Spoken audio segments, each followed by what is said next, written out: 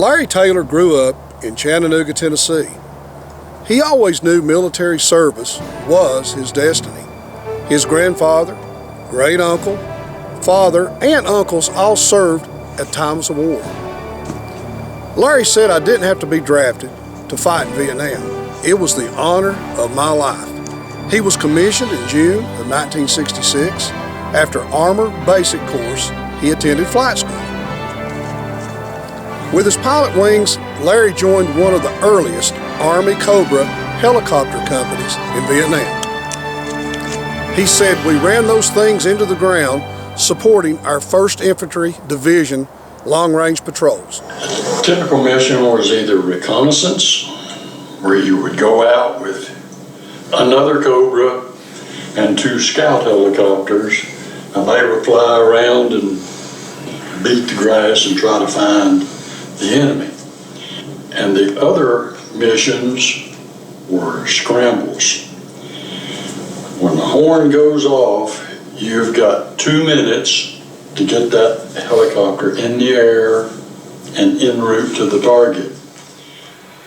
Of the 1,200 combat missions I flew, more than 1,000 involved long-range reconnaissance patrols that the Rangers ran. And these poor bastards would go out in the jungle for a while by themselves, and they would smack Charlie in the nose, and then they would call us and say, "Okay, come get us."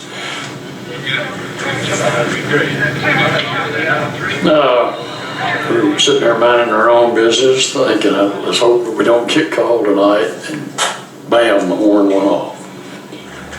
On June 18, 1968, around 2100, Taylor was called into action near a small village in the division's area of operation. A reconnaissance patrol was surrounded.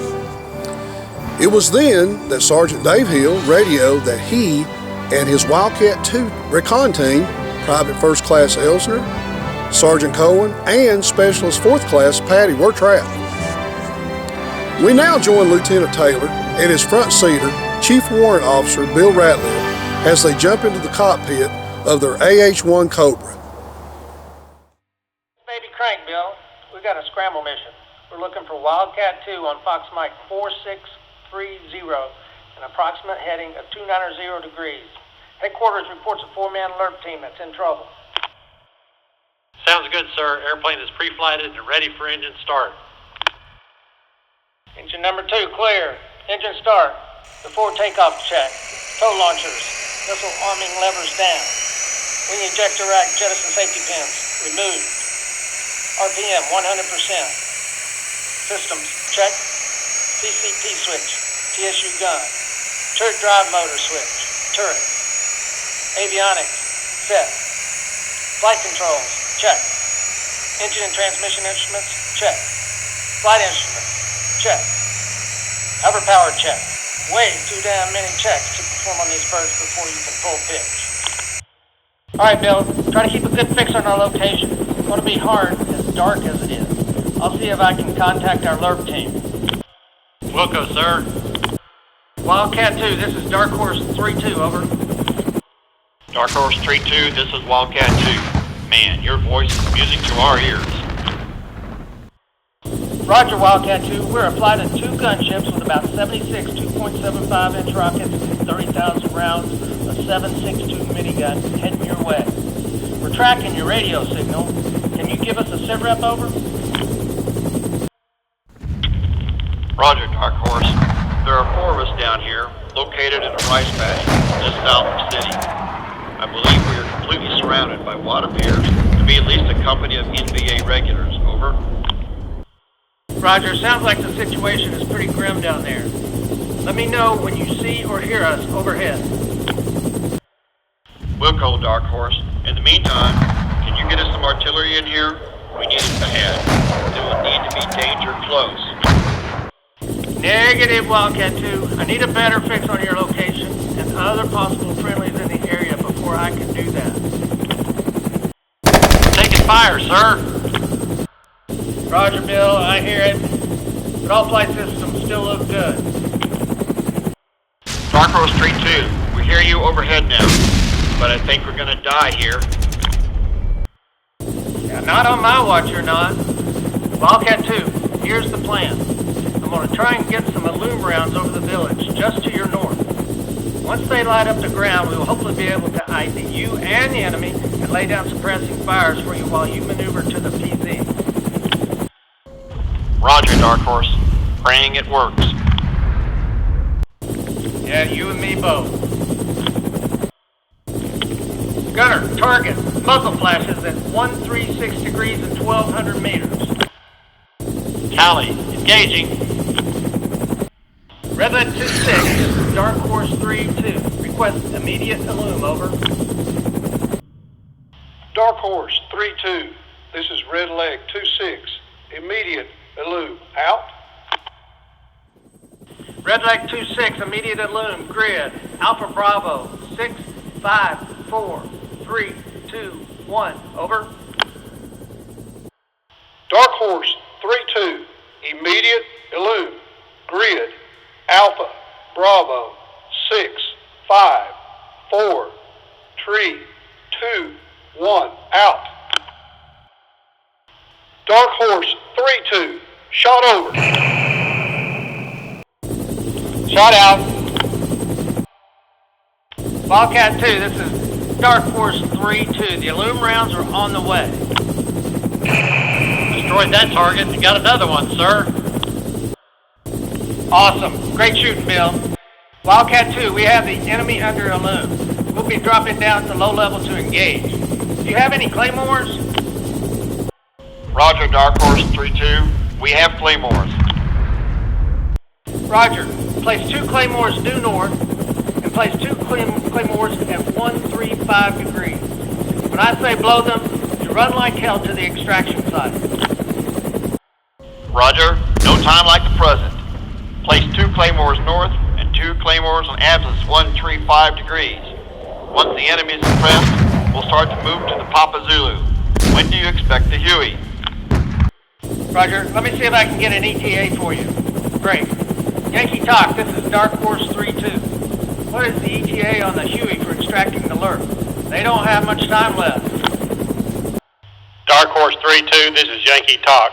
Negative on the Huey. The PZ's too hot. We can't risk it at this time. Hey, sir, we're approaching Winchester. Yankee Talk, can we get that Huey now? We are almost Winchester, and the LRRPs are still surrounded. Negative. Still too hot. Well, if you don't get me a Huey, I'll just extract them my damn self. Negative, Dark Horse. Yankee 06 forbids that action. Well, what part are surrounded do you not understand? Just get off of this net, Yankee Talk. You're clogging up the comms. Hang on, Bill. We're going to land this baby and extract that LRRP team ourselves. Never, ever leave one of our own behind. Roger, sir. Dark Horse 3-2, is that you landing here? Where's that Huey? Roger, Wildcat, it's me. Ain't got no Huey available. Grab onto whatever you can. A skid, a rocket pod, whatever, and just let me know when you are ready to go. So where will we take them once they're on board? We're about bingo. Low fuel caution light is on. So you're telling me we only have 20 minutes of fuel for a 25-minute flight? That's correct, sir. I know. Let's take them to the water plant. It's close to Tanzanite, and they'll be safe there in friendly territory until they can be rescued. Besides, we can't carry them too far on the outside of the aircraft. They'll literally freeze to death. Great idea, Bill. I'm glad I brought you along. They all rolled off and ran to the front of the ship and got out from under the rotor blade, and they went to the fence, and they all turned around, which means we're okay, thank you. Larry Taylor saved 4 lives that night. They were dead, and they knew it. It's time now for America to recognize these efforts. Larry Taylor, one of the men he rescued, Dave Hill, told the story of what happened that night. They were going to die. There were 4 of them, and they were surrounded by about 60 people in a ring. So over the next half hour, 35 minutes, they continually made rocket and gun runs around us. Out of ammo and almost out of fuel, Taylor landed the Cobra in the middle of that firefight. All 4 men jumped on, and he lifted the team to safety. About 48 years later, and 4 years ago, Dave Hill and others started working to get Taylor the Medal of Honor for his actions that night. We thought we had everything in there we needed. We submitted it through Department of the Army Awards and Decoration branch, and they came back with a number of different questions which we answered, and went back and forth and back and forth. One thing the Army asked for was witnesses, but Dave Hill is the only surviving member of that 4-man alert team that was rescued. Taylor's co-pilot was living in Costa Rica at the time. They searched for him for years and finally found him in 2019. But another interesting part of this story is not unknown in the Army. In fact, it's legendary. That's one reason this group has put so much work into this effort. I first heard about this mission when I was in Ranger School nearly a year after it had happened. Combat action is in lore in the U.S. military. It's ensconced in books and on the walls of units. General Bell told me he believes Larry Taylor deserves the Medal of Honor for his actions. He also says they now have all the information the Army needs, and the group now has a new plan. Go back to the Army and say to them quite specifically, you require now to upgrade the Silver Star information that wasn't available to the commanders on the ground during the Vietnam era. We have that information.